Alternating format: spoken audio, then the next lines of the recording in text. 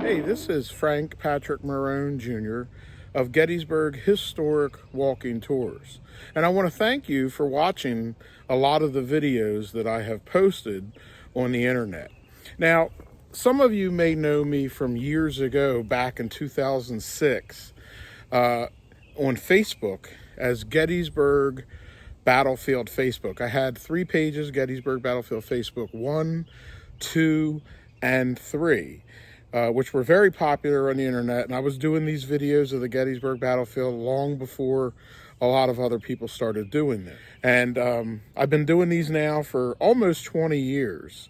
Of course, Facebook would not allow me to use the name Gettysburg Battlefield Facebook, which I was actually known as more than my real name of Frank Marone. So they cut my page. And so what I've done recently is I've changed the way I do and post videos. But now I have switched from Facebook to Truth Social. So if you go on to Truth Social, you download the app or go on your computer to truthsocial.com and then look up at Gettysburg Battlefield Truth.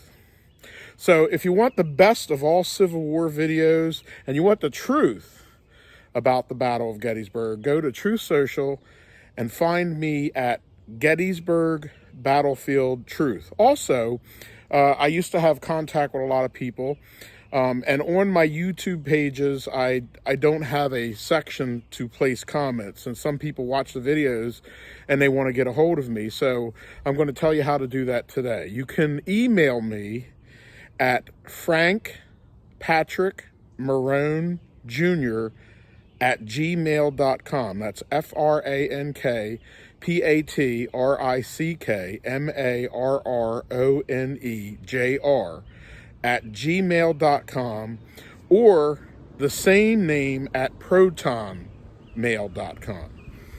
That's my email address. You can also contact me via cell phone at area code 717-339-7794. Please send me a text with your name and any information or requests that you may have. You can request the video, request pictures. Now, the Gettysburg Battlefield Truth Social page is the definitive page on Gettysburg Battlefield, vintage photographs, video links to my YouTube page, and just in case YouTube tries to pull the stunt that Facebook and Twitter does, I now use Rumble too. So you can find me at Frank Marone, that's Frank space Marrone on Rumble, and also at Frank Marone 2435 at YouTube. You can text me at my cell phone number that I give out or email me at the email address that I provided.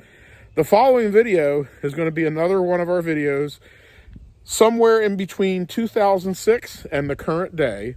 So enjoy the video, and if you have any special requests as far as videos or vintage photographs, please ask me and I'll make sure that I post them. Thank you.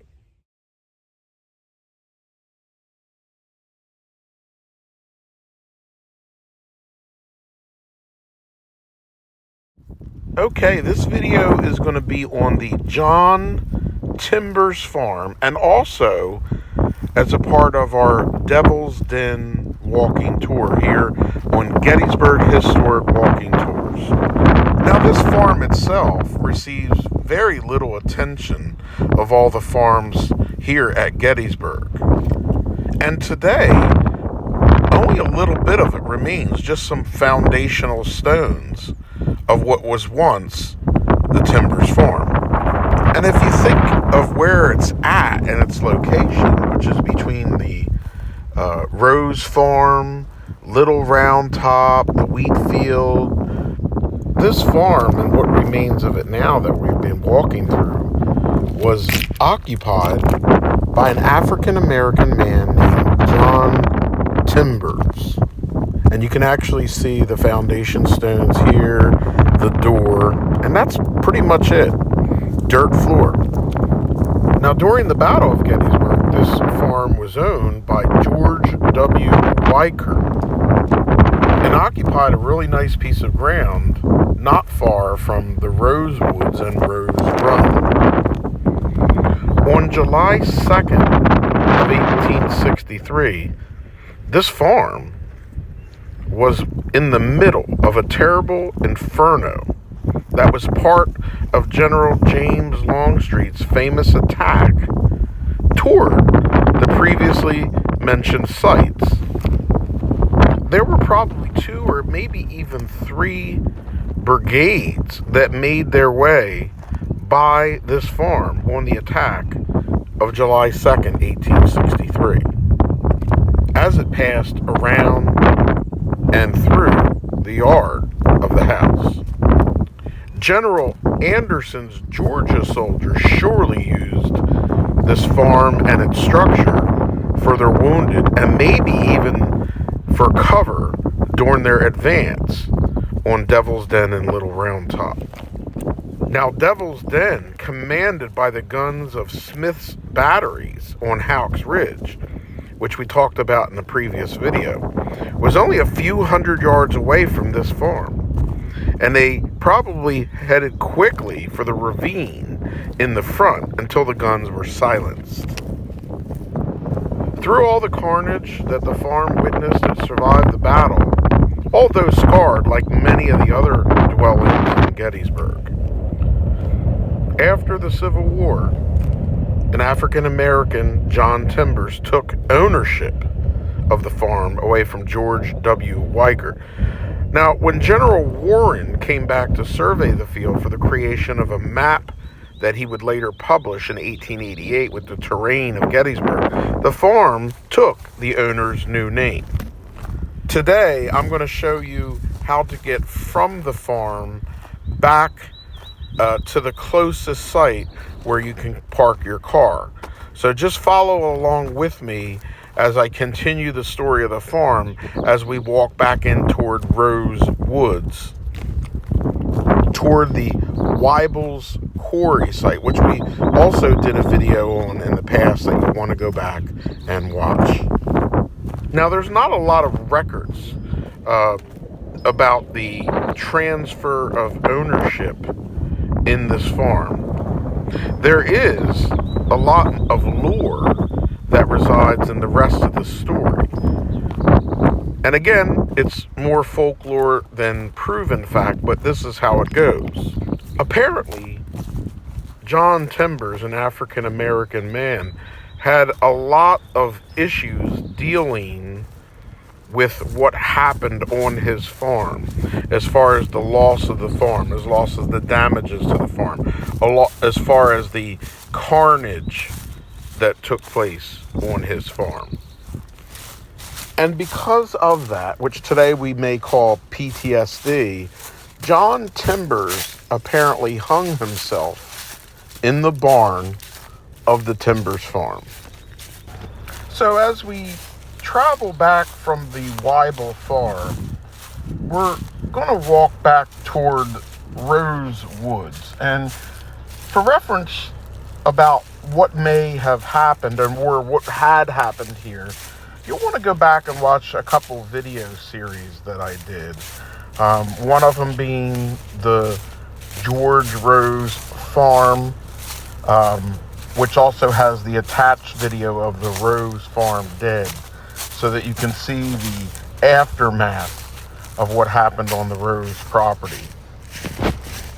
You can also look for and search for the William Weibel Quarry, which we're heading close to now. And this will take us back to a area where I parked my car, where there's a road. And you can see here, and I did a video on this in the past, where rocks that were used for different things around the Gettysburg battlefield were quarried from this quarry. And often, as you see now, it fills up with water. But this is the site of the Weibel Quarry. So if you're near the Weibel Quarry and you're walking out toward the Devil's Den area, you will run in to the Timbers farm. And as you'll see here, when I climb to the top of this quarry and look down, you'll see the chisel and the drill marks that are still here in this diabase granite. I'll come over here to the edge, zoom down. You can see pieces of when the rock was being quarried. You can see the obvious drill and chisel marks. Again, if you go out to the Gettysburg National Military Park and you look at the battlefield, a lot of the bases that are on boulders, a lot of the steps that are used on the battlefield, whether that be to climb a feature like a Round Top or in and around the Devil's Den area, until recently when they were redone again, were quarried from quarries all over the Gettysburg battlefield. Earlier in the Devil's Den video series, I had taken you to another quarry out near the Flag Rock. This is the Weibel quarry. And then from here, we'll just simply head right back. You can see the road here. And this is an alternative road that leads back over toward the wheat field. But more access is given if you want to visit the Groves Farm Dead area. So again, we're back here near a road in the Gettysburg National Military Park where you can easily park your car and then walk over to the Timbers Farm. I want to thank you for watching this video series. And this has been Devil's Den, and I am historian Frank Patrick Marone Jr. of Gettysburg Historic Walking Tours. Thanks for watching. Please follow us on Truth Social as well as the video platform Rumble. Thanks for watching.